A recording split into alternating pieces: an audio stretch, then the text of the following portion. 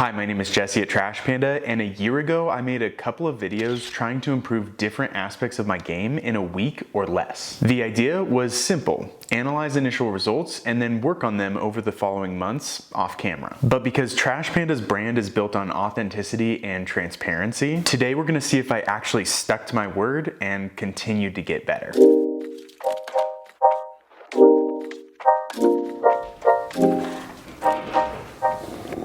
Okay, so what I want to do is watch each video again, analyze my progress, and then see how far I've come since. Starting with learning how to throw flat and straight in 1 week.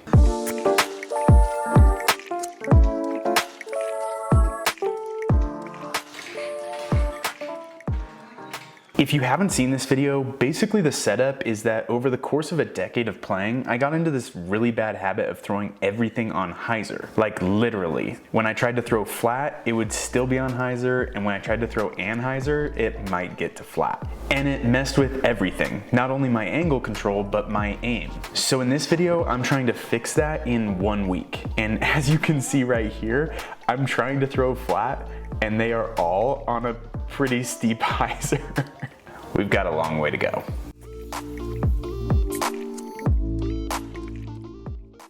Honestly, I love this setup. Like, take 1 week, analyze your initial results, change some things, and then work on them long term.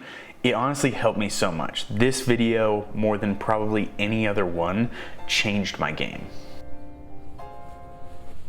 Okay.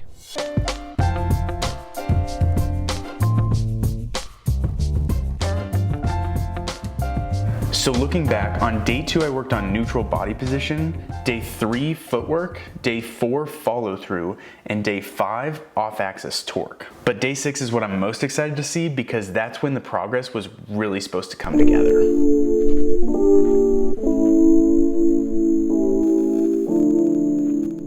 Okay, I'm at the first hole, and as you can see, it's a relatively narrow, short tunnel. Something people might not know is that the second I hit publish, I don't watch a video again, so this is really nostalgic. It's honestly taking me back. I used to never throw backhand on a hole with a gap. Basically, I was only comfortable hitting any gap forehand, so this video was super pivotal for me.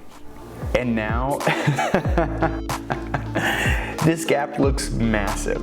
Like, to me now, this gap looks so big, but I remember this moment a year ago. That gap felt so small. Dang.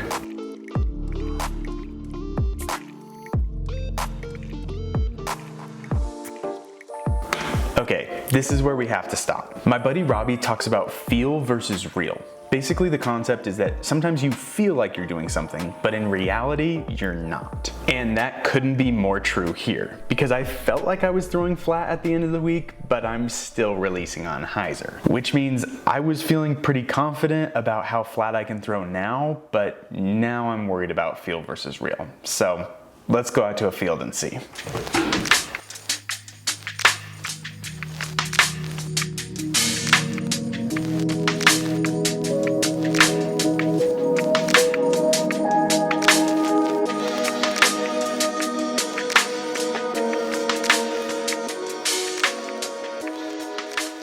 To test my improvement over the past year, I set up on a painted line in a wide open soccer field and attempted to throw flat and straight. Looking back at the footage, I was shocked with my consistency. And not only did it feel great, but it looked better than I thought. I mean, just look at these 2 shots side by side.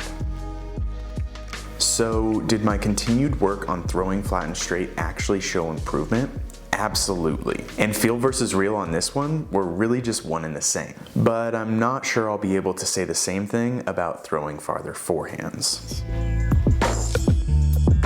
So I've made 2 different videos about distance, one backhand, one forehand, and this is the one about forehand. Because I feel pretty good about my backhand distance, but my forehand distance honestly might have gone down. So the setup's the exact same as the flat and straight video. I've got 7 days to try to throw farther.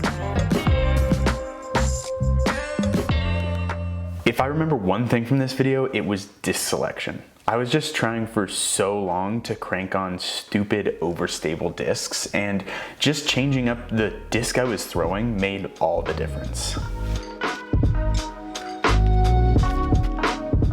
Fun little behind the scenes fact, I actually threw one into someone's backyard on this day, which means I shanked it gloriously and never got it back.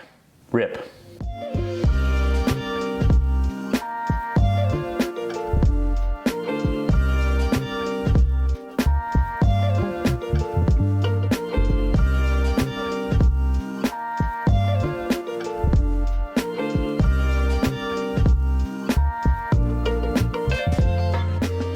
So on day 7, I was able to throw 393 feet and averaged about 375 on all my other throws, which was a massive improvement for me. So now I'm just hoping that my average isn't below 375. We'll see.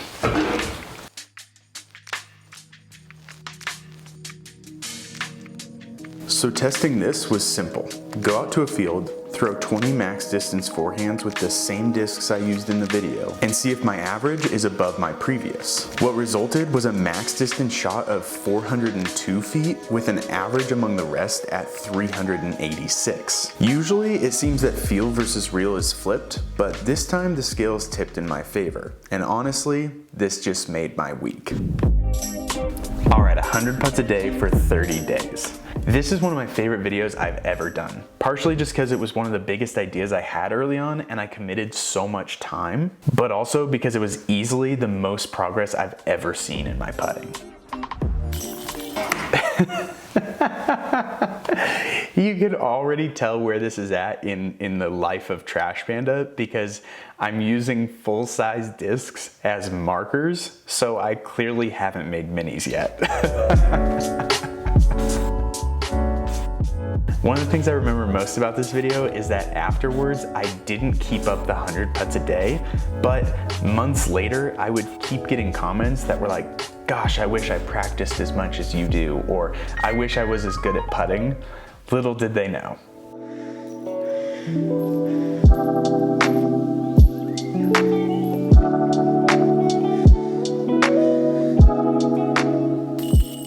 All right, real talk. I don't practice this much anymore, so I am very nervous because that's easily the best I ever was at putting, and it was because it was the most I ever practiced. So today, we'll see if time has helped or hurt us, but really the goal is just not to embarrass ourselves.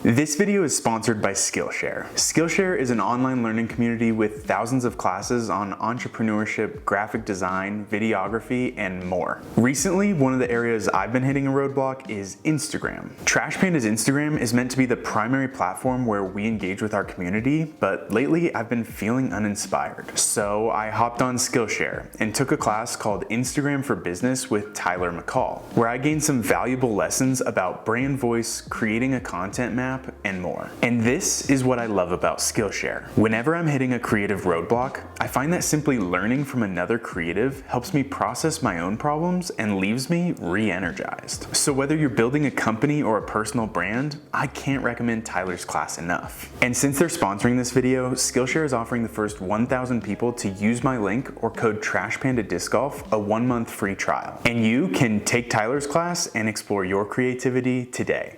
Thanks, Skillshare. Yo, dude, how's it going? This is my buddy Josh. Josh is one of the 2 guys behind a channel called Overthrow Disc Golf, and he just happens to be one of the best coaches in the game. I don't know about you, but one of the things I struggle with most is throwing smooth. So for this one, I called in reinforcements from my buddies over at Overthrow Disc Golf. Reading certain parts of the motion, you're gonna have to find out what works for your body and your timing. All right, cut. Yeah, dude, he's got no shot, bro. Yeah, no, dude. Worst, It's gonna be rough. Worst form I've ever seen.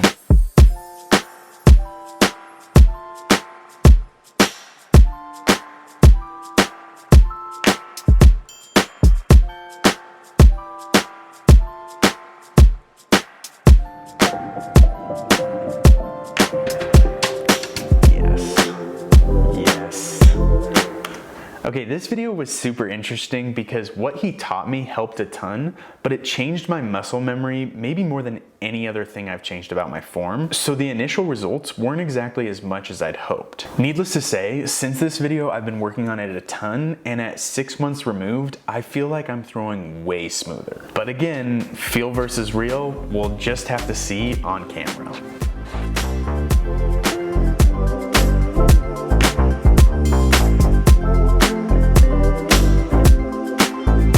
Did you just see that?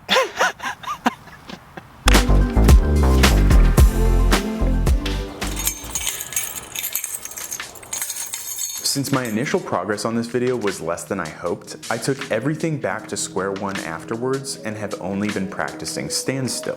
So for this test, I set up a basket at 150 feet and threw only standstills with Bergs and my prototype putters. And the biggest thing I've been working on was the biggest difference I noticed, my reach back. Rather than straight back and forward, I've been working on out, in, and out. And although it's still not as much as I'd like, I'm really happy with the progress. The irony though, my new form is bringing back old habits of throwing on hyzer. So the moral of the story is that there's always something to work on. So while I keep working on putting in a smooth release, I'd love to hear what you're working on in the comments below. And don't forget to use a camera, because feel versus real is, well, real. As always, thanks so much for watching. Please subscribe to support the channel, and we'll see you next time.